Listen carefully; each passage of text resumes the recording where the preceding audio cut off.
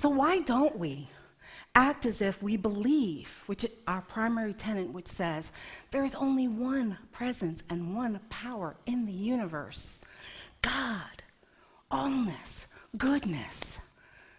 If we really believe that, why does it not look that way all the time? And what I really came to realize is that as human beings, we live our lives compartmentalized. Who I am when I'm with someone may be very different than who I am when I'm in a different situation. For example, if we are at work, perhaps we think, I need to show up polished, professional, like I know what I'm doing. Maybe even a little controlling about what happens. When I'm with my BFFs, maybe I'm a clown, goofy, a little sarky. When I'm at school, maybe I've decided I'm going to be the goody-goody, teacher's pet, or the rebel with no cause, right? And when we're with family, there's a difference.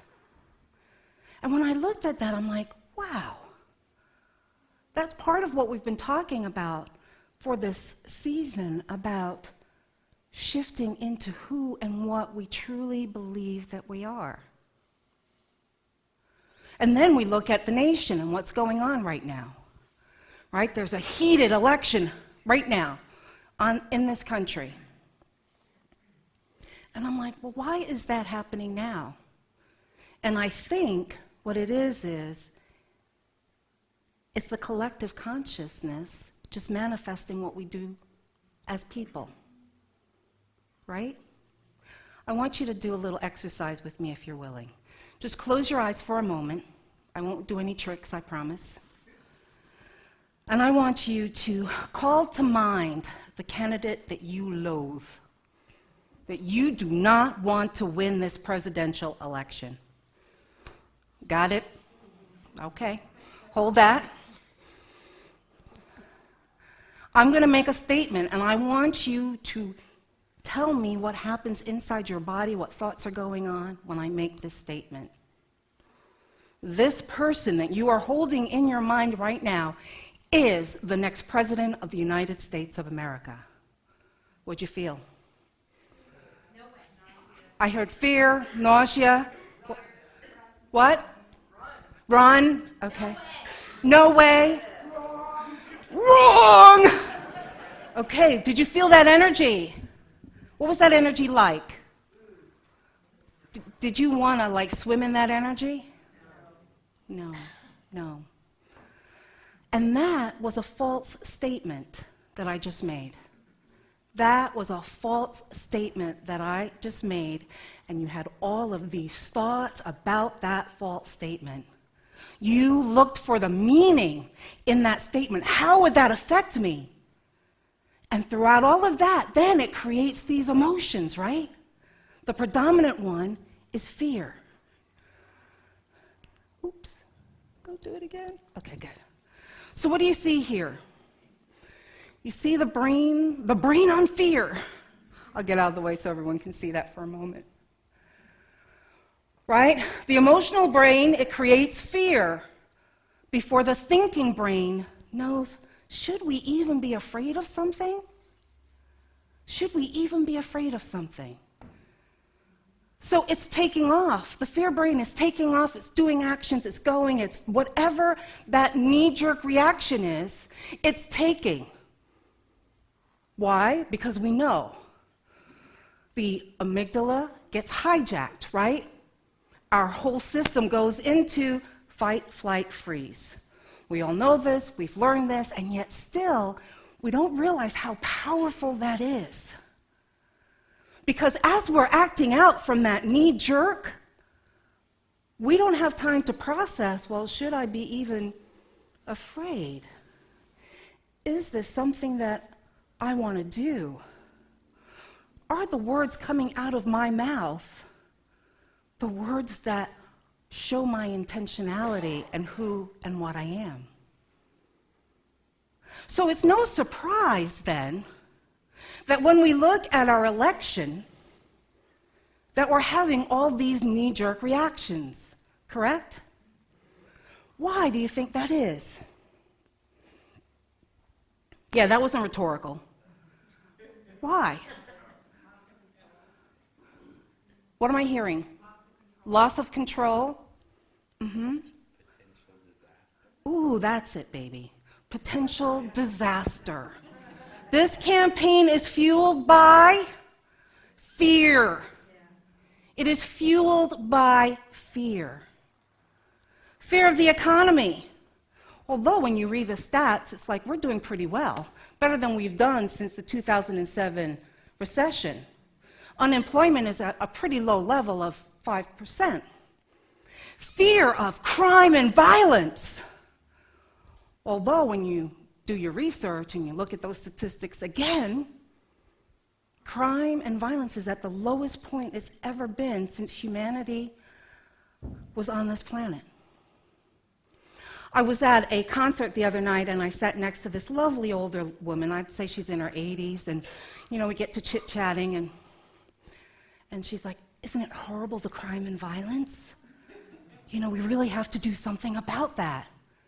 And I go to her, "Well, actually, if you do some research, you'll find out." So I'm giving her my thing, and she comes back with the same response. Why is that? Ooh, good. You're one step ahead of me, girl. You always are. You're good. Right? She's already hijacked. She's already hijacked into fear that once she opens up that door, there is crime and violence out there and somebody's got to fix it. Where do we get this idea about fear? Jessica? Media! That's right, the media. This tagline is a maxim. If it bleeds, it leads.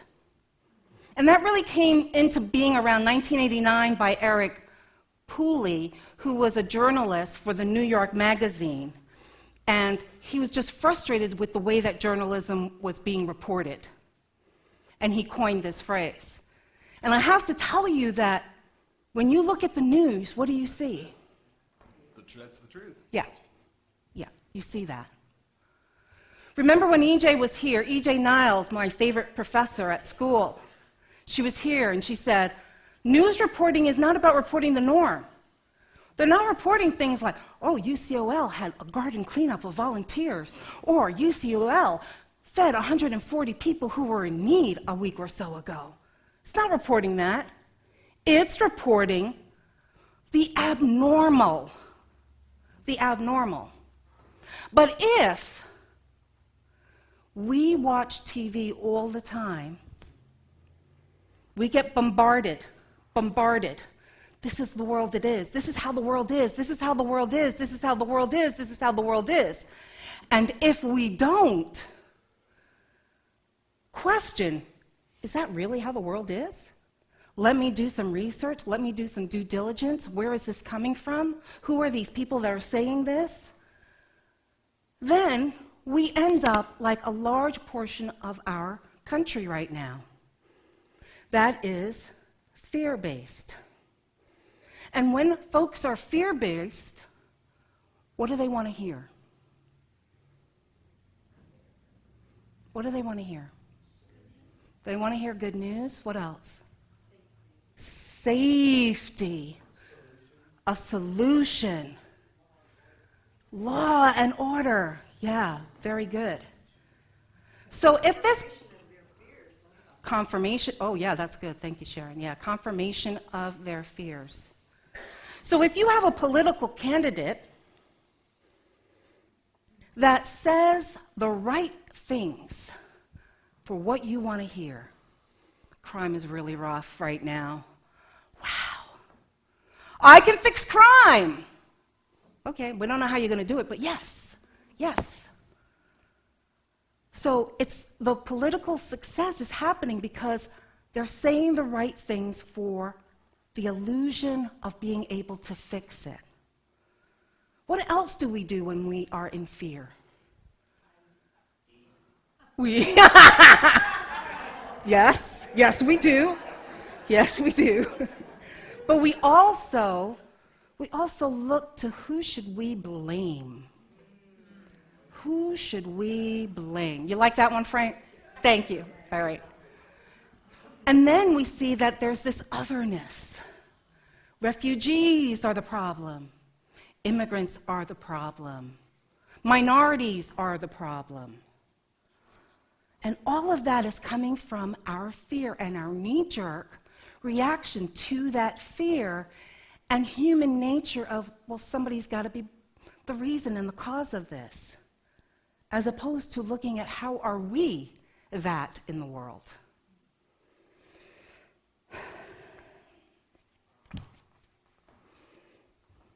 We are, as a country, we are in the midst of transformation. There's this wonderful quote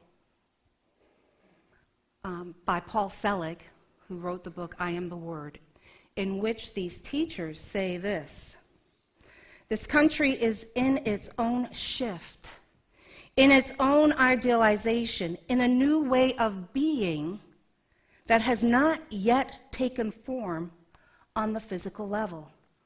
Has not yet taken form on the physical level, which means we don't know what it looks like.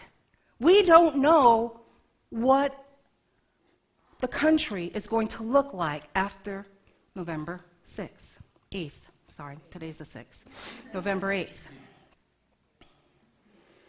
But what do we know as metaphysicians? We know that energy manifests. We know that we are co-creators, and whatever energy and consciousness that we are holding is what we are going to create. So if we are holding anger, resentment, judgment, disgust, whatever other judgments against a particular candidate, what are we doing? We're feeding the fear, and we're manifesting that. We're feeding the fear, and we're manifesting that. We're feeding the fear, and we're manifesting that. Because we know that whatever we resist, persists, right? And it grows, and it becomes large. So what do we do? What do we do? Focus on what we want. Focus on what we want. Thank you, Carla. Okay. As I was doing this research, I know. As I was doing this research, what came to mind was this particular biblical verse, and it's in Isaiah 41:10, and it's written, "Do not fear, for I am with you. Do not be afraid, for I am your God. I will strengthen you. I will help you. I will uphold you with my victorious right hand." Now, this Isaiah was written at a time where the people of Israel felt that they were being under attack and persecution. This phrase is not to the individual, but it is to the country in general, to the Israelites. And we forget that when we look at verses like this is really about our denials and affirmations. What do we want to believe in? Do we want to believe in fear? Or do we know that God, the universe, God in us, expressing, is greater than anything? The choice is ours of what we need to do. So we have a choice. My suggestion is that you allow yourself to do the shadow work that is yours to do. What do I mean by shadow work? Those things that we may not like about ourselves. Oh, she's so bossy. Oh, she just gossips all the time. Oh, she's in everybody's business. Those aspects are a part of us. We are the Alpha and the Omega. So it's not that we aren't those things, because we are. We can't help but be those things. But what it is it's about not judging those things as bad, shame, blame. It's about integrating all of that, the totality of what we are, and saying, we are well made. We are divine beings.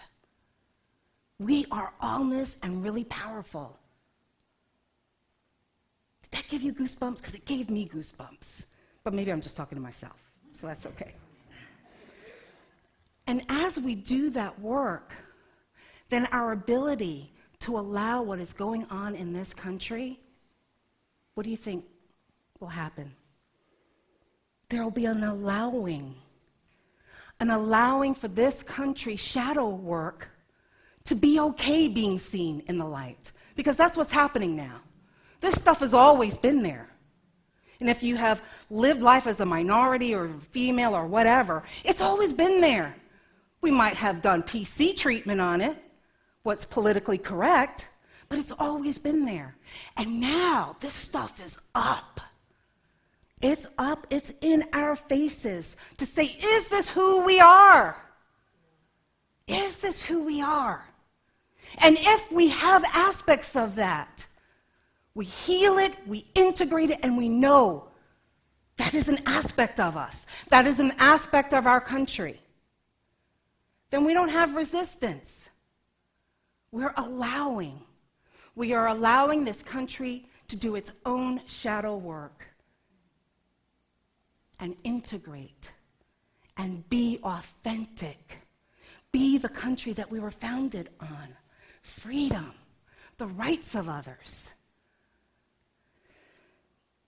So, do I say that we just hold space and keep that vision? You know me better than that. That's an aspect, that's a piece of the work that we do. And we get our butts out there and we vote.